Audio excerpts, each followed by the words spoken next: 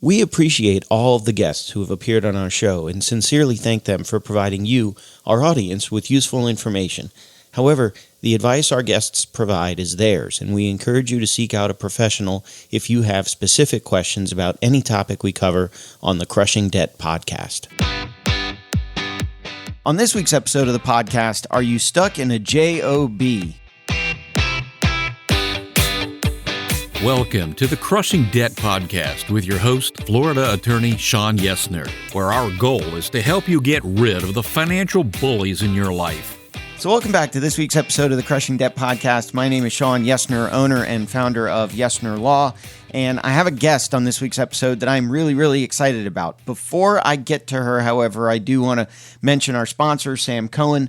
Those of you that have been longtime listeners know that Sam writes errors and omissions insurance for attorneys and title companies all over the state of Florida, all over the country. And so if you own a title company or you are a lawyer and you want an apples-to-apples comparison when it comes time to renew your policy, reach out to Sam at attorneysfirst.com or Sam at attorneysfirst.com. Or if you are not an attorney or title company, but you really want to support the show, send an attorney or title company you know over to Sam at Attorneys First Insurance. And that would be a big help to us and a big help to Sam as a sponsor of the show. But I want to get to my guest this week. So I've known her for a few years now, and what strikes me about her, she is first and foremost fearless. It's how she lives her life. It's how she runs her business. She also thrives in environments that include countless moving parts and shifting landscapes, which is why she excelled for so many years working as a project manager in the IT industry. But when she saw that she was trading hours for money and when she was fired, in other words, when her J.O.B. quit her, when her job quit her, she was able to concentrate on her real estate investments, which is how I knew her. Having been involved for more than a decade in real estate on a part-time basis. Her success in real estate came through the School of Hard Knocks, but she focused her vision, knowing she had what it took to learn, adapt, and create real freedom and true wealth for herself. At every turn, she connects with people and excels at solving their problems, and when she can't, she can find someone who can. That's how I originally met her, and we'll get into that story of how she really solves problems almost as much, if not more, than she invests in real estate. She's expanded her real estate business to now include hard money lending, solving real estate issues. She also coaches others who are interested in mirroring her own success and finding the freedom, wealth, and satisfaction that she enjoys. As an innovative problem solver, she sees solutions that are either uncommon or difficult for others to find. So I want to welcome my guest, Mechiel Kopaska. Welcome, Mechiel. Thank you for having me. Nice to be here. Yeah, so I want to give out your contact information really quick. So if you want to connect with Mechiel, her website is fearlessinnovator.com. So fearless, Fearless, innovator, Innovator, fearlessinnovator.com. There is an offer, so if you do go to fearlessinnovator.com/free book, you can get a copy of her new book, which I think is her first book, Why My Job Quit Me, Why My J.O.B. Quit Me. It is also available on Amazon if you want to go look it up there. Or you can connect with Mechiel on LinkedIn. She's in LinkedIn under Mechiel Kopaska, which is Mechiel, and then Kopaska, Kopaska. Or she's on Instagram at fearlessinnovator44. Or you can also go to her Facebook group, which I'm a member of, which is Fearless Real Estate Investor Group. So my first question right out of the gate, Fearless Innovator is your brand. It's how people identify you. It's how you identify yourself. So can you talk a little bit about this brand of fearlessness and Fearless Innovator and how that came to be? Absolutely. I grew up with a father that absolutely showed us three girls no fear. He lived his life with making decisions. He never showed anything to us kids, anything financial, like they had any decisions. He just walked through life and just solved problems as he went. So growing up with a father like that, then ultimately it just transferred over to me. That's the fearless part. The innovator part is my grandfather and my father were both inventors. And my grandfather actually invented the round hay baler. I'm sure you people have seen him laying around in the fields. And I was very thankful that my grandfather invented that round hay baler because I used to have to do the chores all the time. And now I didn't have to feed the cows anymore. So that's where the fearless innovator comes in. And so when I went to write my book, I was like, I kind of need a tagline. So the fearless thing came through quickly. And then I'm like, well, I needed something else. So then I thought, you know what? Throughout my project management years, I was in IT. So I'm like, that relates to innovator. So I'm like, okay, I'm just going to be called the fearless innovator. But I also live my life fearless. I ride a motorcycle, and I have a ride that I call the mystery ride, and I invite bikers out, and we go on a ride, usually like 150 miles a day, and we'll do that. I've also jumped out of a plane. I'll do anything. I'm fearless, and I'm fearless with real estate as well. Well, and I was going to say, I think that fearless even extends beyond that. So it's not just riding motorcycles and jump. Although I will admit I am not fearless enough to do those types of things. But I think it also applies to, like you said, the way you invest in real estate. The way, in other words, one of the things in reading the book, failure is an option for becoming successful. And so, it seems like being fearless it's also being fearless of failure. Correct. So let me give you an example of that. My father, growing up, I know I keep relating back to my father, but this is where it all stems from, right? So my father, growing up, he never taught me anything. He really wasn't a great teacher. But what he did do is he made me fail on purpose. Everything that he taught me, he made me fail. So one of the things that he made me fail at was he made me when I was 14 years old, he made me get inside of a grain truck. He said, get in, turn it on. Well, I knew there was a key, so I turned it on. And then he said, okay, well, and it didn't start. And he goes, okay, well, put your foot on the clutch. And I knew what a clutch was because I was already riding a motorcycle. So I put the clutch in, and then it started, and then it bucked, then I kicked it, and so back and forth. But he never taught me. He never said, okay, this is how you do it, blah, blah, blah. He taught me by failing. So that's why. I get it. And that makes a lot of sense. And in other words, he was still there. I doubt he would have let you totally fall down. So, right. So he was there to help you, but he didn't spoon feed you either. No. So then growing up, I'm not afraid to fail. I actually enjoy failing because that's when I learn. Well, and that's what, most people would say. It's in the your bio. It's in the description of the book is that, you said, why my job quit me. And if I'm reading everything correctly, it was a little bit of both. In other words, you ended up getting fired from your job, but you had built the foundation of the real estate business that you could just pick it up and take it over from there. So it's that fear of being fired, that fear of all of that. Right. So there's actually two things in there. Along the way of getting up to the point of getting fired, I had already started my real estate business. So in 2000, I had already started my first rental property. And then I bought another one, and then I bought several more. So by the time I got fired, I already had the skills I needed to become an entrepreneur. But I crafted them growing up as a kid, learning from my father, but then also in project management. I learned a lot, in IT as well. But then when I got fired, it was no big deal. I didn't even care when I got fired. I was like relieved. Yeah. Because I had a lot of pressure and a lot of stress on me, right? So I was relieved. I took 2 weeks off, and then I said, okay, well, I guess I'm just going to start my own business. So I started a consulting business back then. I wasn't completely in real estate at that time. What kind of real estate? You said you'd bought your first house. So is most of your stuff single family? Is it multi-unit? Is it commercial? Is it apartments? What are you mostly investing in now? Initially, when I started, I bought 2 townhomes. The first one I bought from a girlfriend. This is how I got in. She wanted to move to Charlotte, and she couldn't sell her condo. And I said, well, okay, I'll buy it. So I went and found a real estate agent to help me because I didn't know anything about nothing. And I purchased that from her, and I also got a Buccaneers ticket along the way. That was great. And so anyway, I bought that from her, and so she got to scoot along up to Charlotte. And then after a year, I kind of learned how to screen tenants. I didn't have any maintenance crew or nothing. So that's the school of hard knocks part. I just learned along the way. Well, then I liked it. So I'm like, oh, I'm going to go get another one. So I went and bought another one.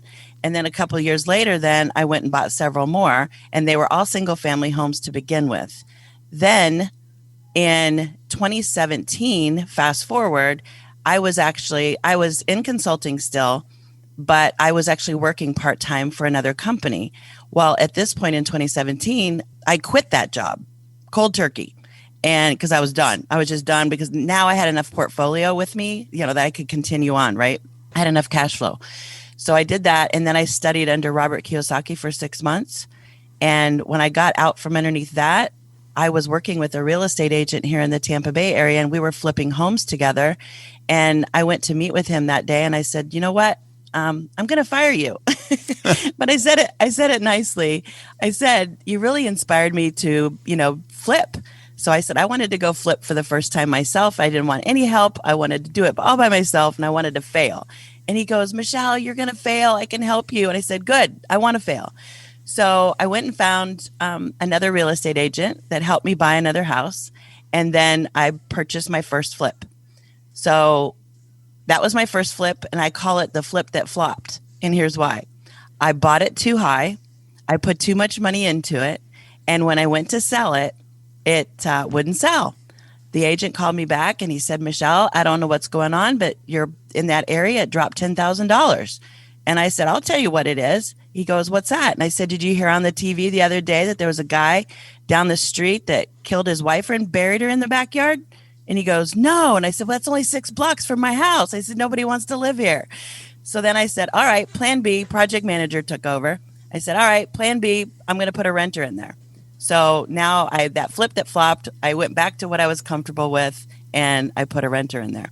And that's actually the house, Sean, that you and I worked on together. But to answer furthermore into your question, I did buy a piece of commercial property, which was an 8-unit apartment complex. I held it for a year and profited on the other end. And now I'm doing Airbnb or short-term rentals. Nice. Well, and so the thing that stands out of all of those things, you kept up with that theme of fearlessness and not being afraid of failure. And the thing that strikes me is it took a while before you got to your first guru, although, I've studied Kiyosaki and Rich Dad, Poor Dad and all that stuff too. But it took a while before you got to your first guru. And rather than going out and spending tens of thousands of dollars in all these guru courses, it sounds like you just started doing it and learning by doing it. Yeah, so I think the one thing that people do is they'll go to a lot of these training classes, but they won't implement.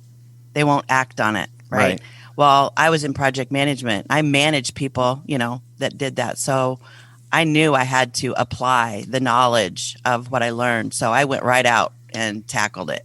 Yeah. I made some mistakes. Obviously, my first flip was a flop, but then it turned into a good thing. But yeah. So why don't we talk about that for a little bit? I'll let. There's still some attorney-client privilege I got to watch out for on my end, so we won't give names or addresses or any of that kind of stuff. No. But why don't you go into the basics of what the issue was that you brought me in for, and then we'll talk about how we fixed it. Okay, so I wanted that house that flopped, the tenants in there.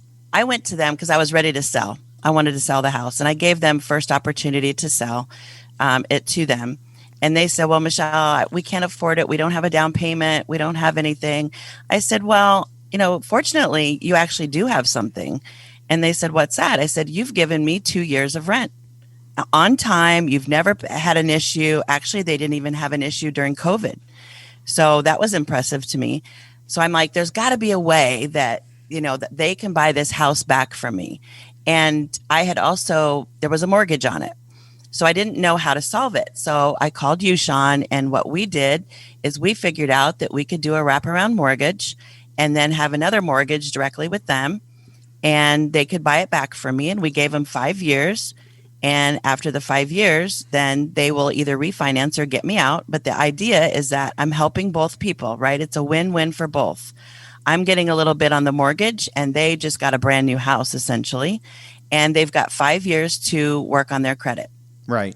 And the thing about it is, so from the legal perspective, a wraparound mortgage is basically a scenario where your mortgage is still in place.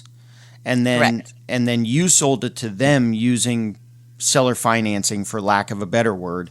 So now you have a mortgage with them. They pay you, and then you use those payments to pay your mortgage.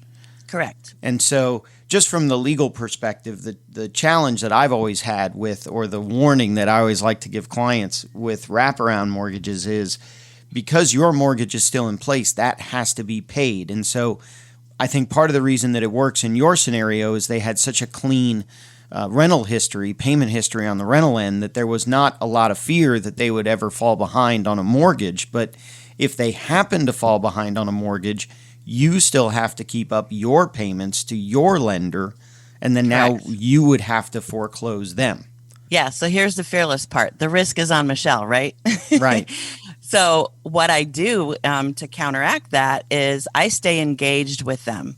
I'm not like your typical banker. If you go to a bank, that banker is not going to stay engaged with the mortgage holder, right? Well, I do. I stay in touch with them. And I told them, I said, look, if ever you guys get divorced, if you ever have a problem where, you need to move, something happens, I said, let me know in advance and we'll solve that problem, whatever that problem is. And that way I won't have to go into foreclosure and, bad blood doesn't get created. We will solve a new problem and we'll go from there. Right.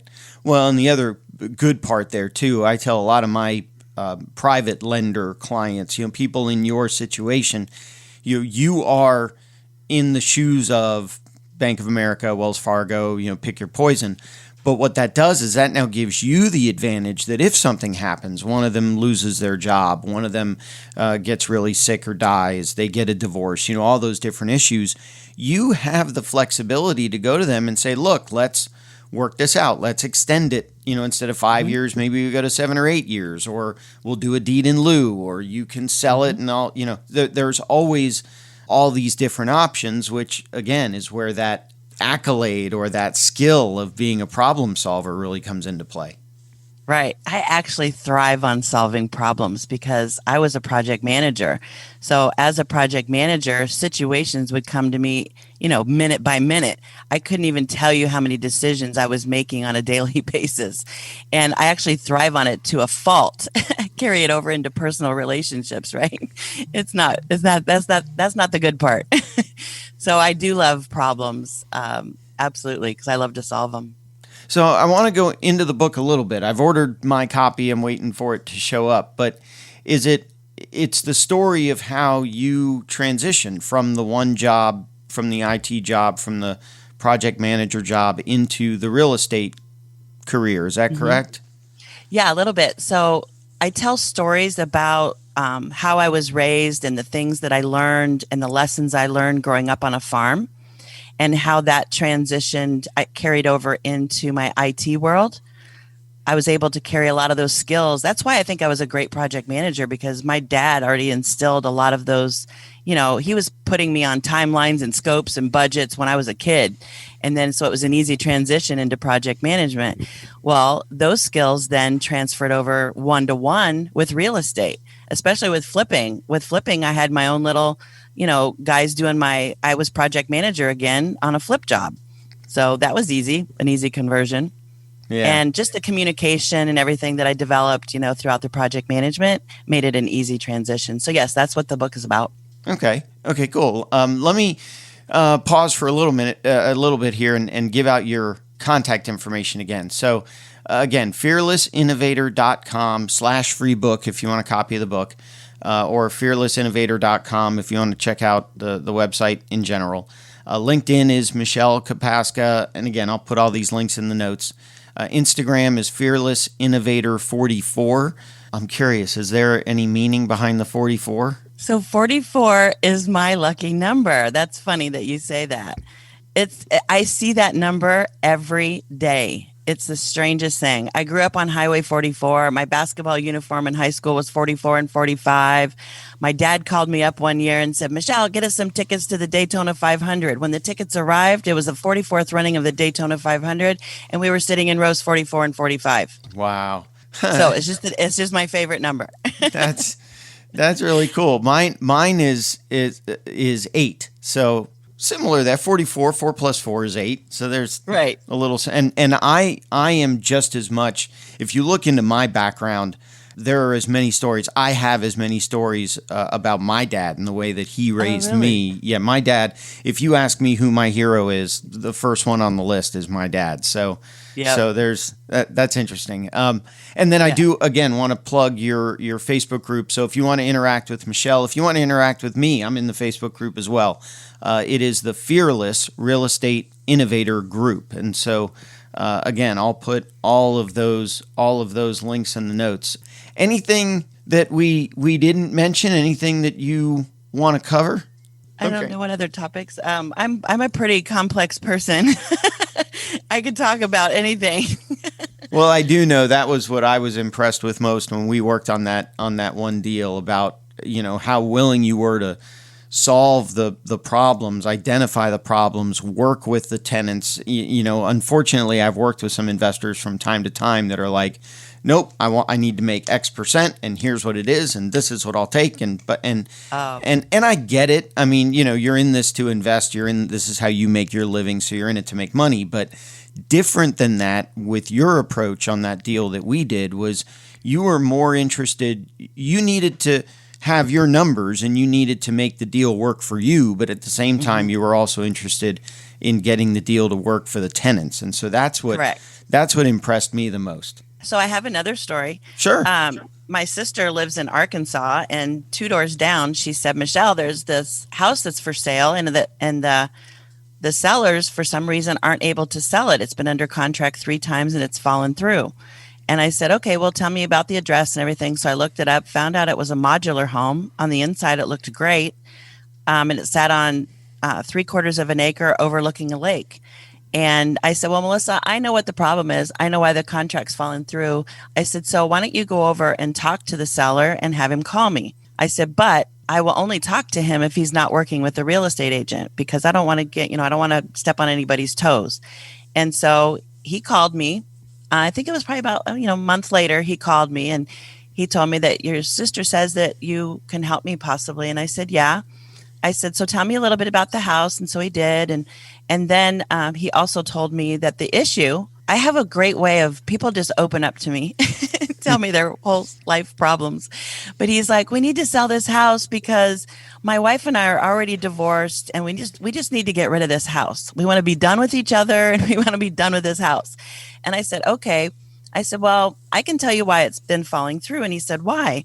I said, was it a financing problem where they weren't able to get the mortgage? And he said, yeah. I said, okay, it's because it's a modular home.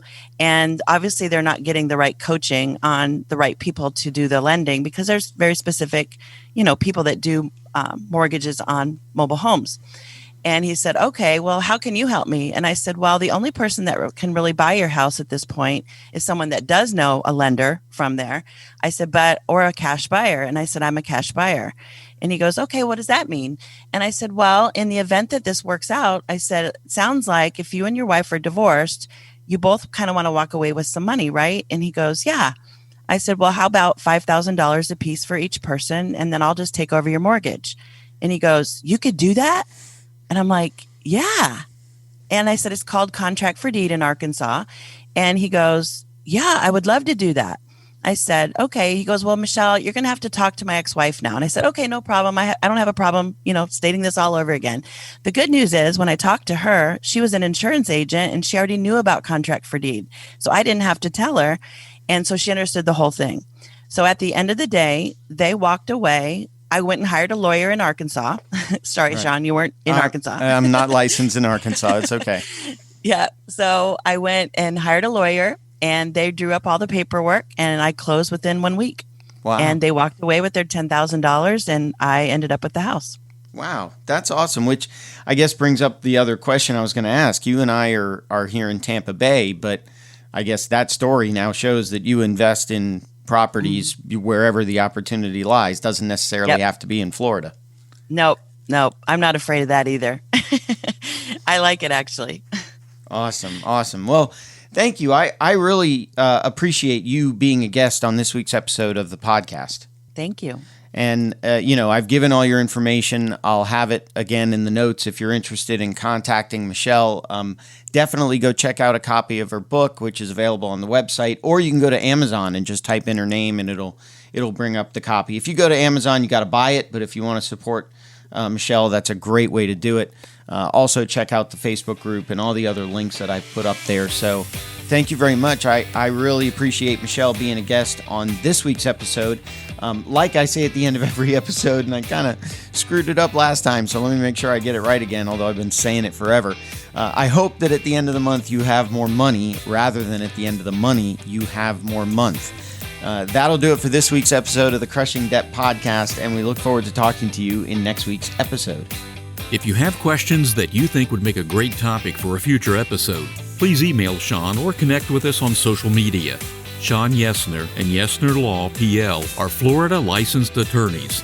The information contained in this week's episode is not a substitute for legal advice. Your situation may differ, especially if you are located somewhere other than the state of Florida. If you have questions, please contact our office or contact a local attorney. Thank you for listening to this week's episode of the Crushing Debt Podcast.